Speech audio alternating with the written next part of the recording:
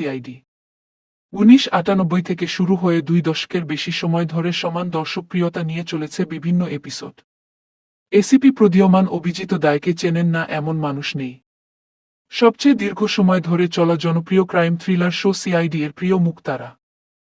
কিন্তু দর্শকদের জন্য দুঃসংবাদ হল তাদের মধ্যে এসিপি প্রদীয়মানকে আর দেখা যাবে না। সিআইডি থেকে চিরতরে সরে যেতে চলেছেন এসিপি প্রদীয়মান চরিত্রের অভিনেতা শিবাজি সাতম। জানা গেছে, শীঘ্রই একটি বড় মোড় দেখতে পাবেন দর্শকেরা। সেখানে মারা যাবেন এসিপি প্রদীয়মান। আর তার মৃত্যু দিয়েই সিআইডি থেকে পুরোপুরি বিদায় নিচ্ছেন তিনি।